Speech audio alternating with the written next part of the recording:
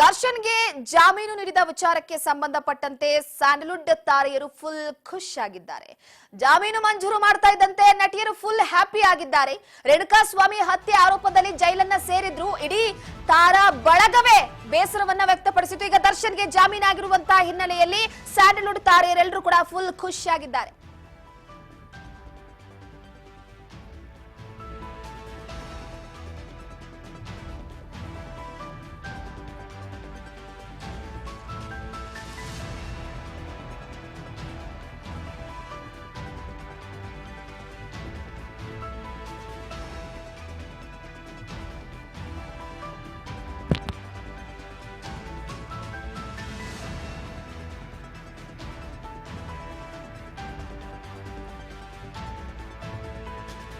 ಹೂವಿನ ಜೊತೆಗೆ happy day ಅಂತ ಪೋಸ್ಟ್ ಮಾಡಿದ್ದಾರೆ.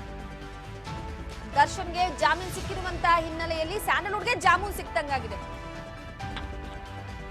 ಸೊ ಪ್ರಮುಖವಾಗಿ ರೇಣುಕಾಸ್ವಾಮಿ ಹತ್ಯೆ ಆರೋಪದಲ್ಲಿ ಜೈಲನ್ನ ಸೇರಿದ್ರು. ಯಾವಾಗ ದರ್ಶನ್ ಅವರಿಗೆ ಬೇಲ್ ಸಿಗುತ್ತಪ್ಪ, ಹೊರಬರ್ತಾರಪ್ಪ ಅಂತ ಕಾಯ್ತಾ ಇದ್ರು.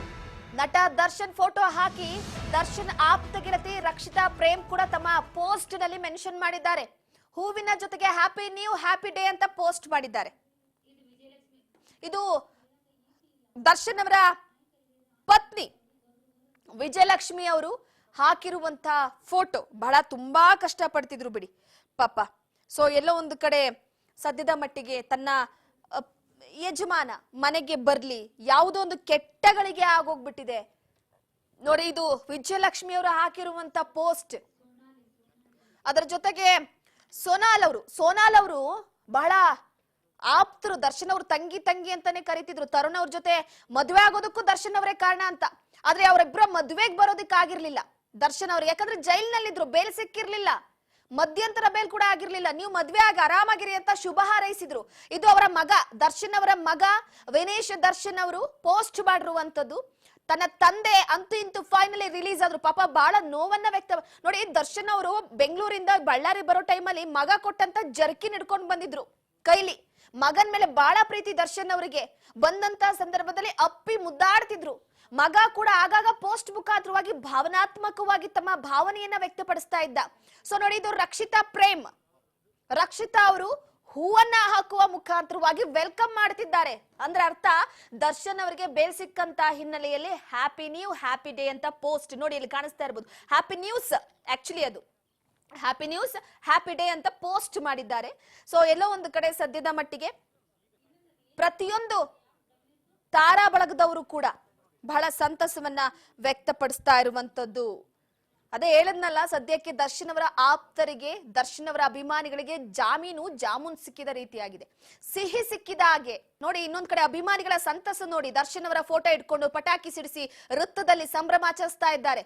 ಮತ್ತೊಂದು ಕಡೆ ಫ್ಲೆಕ್ಸ್ ಹಾಕಿದ್ದಾರೆ ನೋಡಿ. ದರ್ಶನ್ ಅವರು ಹಾಗೆ ಅವರ ಪತ್ನಿ ವಿಜಯಲಕ್ಷ್ಮಿ ಅವರ ಫ್ಲೆಕ್ಸ್ ಹಾಕಿ, ಹೂವಿನ ಹಾರ ಹಾಕಿ ಬಹಳ ಸಂಭ್ರಮವನ್ನ ವ್ಯಕ್ತಪಡಿಸ್ತಿರೋದು. ಎಸ್, ಒಂದು ಕಡೆ ತರುಣ್ ಸುಧೀರ್ ಅವರು ಪೋಸ್ಟ್ ಮಾಡಿರುವಂತದ್ದನ್ನ ಗಮನಿಸ್ತಾ ಇರಬಹುದು. ನಾಡಿನ ಸಮಸ್ತ ಜನತೆಗೆ ಶ್ರೀ ಹನುಮ ಜಯಂತಿಯ ಶುಭಾಶಯಗಳು ಅಂತ ಹಾಕಿದ್ದಾರೆ. ಒಂದು ಕಡೆ ಕಾಟೇರ ಸಿನಿಮಾದ ಪೋಸ್ಟ್ ಇದು. ಆ ಒಂದು ಫೋಟೋವನ್ನ ಹನುಮ ಜಯಂತಿಯ ಶುಭಾಶಯಗಳನ್ನ ತಿಳಿಸುವ ಮುಖಾಂತರವಾಗಿ ಒಂದು ಕಡೆ ತಮ್ಮ ಸಂತಸವನ್ನ ವ್ಯಕ್ತಪಡಿಸಿದ್ದಾರೆ ಸಾಕಷ್ಟು ಜನ. ಅದು ಧನ್ವೀರ್ ಹಾಕಿರುವಂತದ್ದನ್ನ ಗಮನಿಸ್ತಾ ಇರಬಹುದು ನೀವು ನೋಡಿ. ಜೈಲಿಗೆ ಹೋದಂತ ಸಂದರ್ಭದಲ್ಲಿ ತಮ್ಮನ ಹಾಗೆ ಅವರನ್ನ ನೋಡ್ಕೊಂಡು ಬರೋದಕ್ಕೆ ಆಗಾಗ ಹೋಗ್ತಾ ಇದ್ರು. ಬಹಳ ಪ್ರೀತಿ ದರ್ಶನ್ ಅವರನ್ನ ಕಂಡ್ರೆ ಧನ್ವೀರ್ ಅವರಿಗೆ. ಸೊ ಅವ್ರು ಹಾಕಿರುವಂತ ಪೋಸ್ಟ್ ಇದು.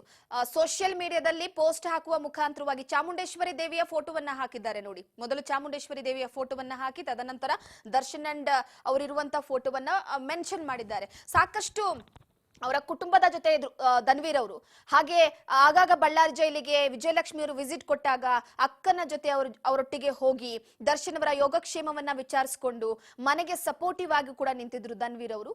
ಸೊ ಚಾಮುಂಡೇಶ್ವರಿ ದೇವಿಯ ಫೋಟೋವನ್ನ ಹಾಕುವ ಮುಖಾಂತರವಾಗಿ, ತಾಯಿಯನ್ನ ನೆನೆಯುವ ಮುಖಾಂತರವಾಗಿ ಒಂದು ಕಡೆ ದರ್ಶನ್ ಅವರ ಬೇಲ್ ವಿಚಾರವಾಗಿ ಸಂತಸ ವ್ಯಕ್ತಪಡಿಸಿದ್ದಾರೆ. ಸೊ ಇನ್ನೊಂದು ಕಡೆ ಅಭಿಮಾನಿಗಳ ಪ್ರೀತಿ ಹೇಗಿದೆ ಅಂತ ದೃಷ್ಟಿ ತೆಗಿತಿದ್ದಾರೆ ನಿಂಬೆಹಣ್ಣಲ್ಲಿ ದರ್ಶನ್ ಅವರ ಫೋಟೋವನ್ನ ಇಟ್ಟು. ಆ ದೃಷ್ಟಿ ತೆಗೆದು ಸಂತಸ ವ್ಯಕ್ತಪಡಿಸ್ತಾ ಇದ್ದಾರೆ ದರ್ಶನ್ ಅವರು. ಹೊರ ಬಂದಿದ್ದಕ್ಕೆ ಕುಂಬಳಕಾಯಿ ಹೊಡಿತಿದ್ದಾರೆ, ದೃಷ್ಟಿ ತೆಗೆದು ಕುಂಬಳಕಾಯಿ ಹೊಡಿತಿದ್ದಾರೆ ದರ್ಶನ್ ಅವರ ಫೋಟೋಗೆ. ಈಗಾಗಲೇ ದರ್ಶನ್ ಅವರಿಗೂ ಬಹಳ ಸ್ವಲ್ಪ ರಿಲೀಫ್ ಆಗಿದೆ. ಯಾರಿಗೇನ್ ಅನ್ಸಿದೆಯೋ ಗೊತ್ತಿಲ್ಲ, ದರ್ಶನ್ ಅವ್ರಿಗಂತೂ ಸ್ವಲ್ಪ ಸಮಾಧಾನ, ಈಗ ಆರಾಮಾಗಿರ್ಬೋದು ಅಂತ. ಒಂದು ಕಡೆ ತೂಗುದೀಪ ನಿವಾಸದಲ್ಲೂ ಕೂಡ ದರ್ಶನ್ ಅವರ ಮನೆಯಲ್ಲಿ ಹೂವಿ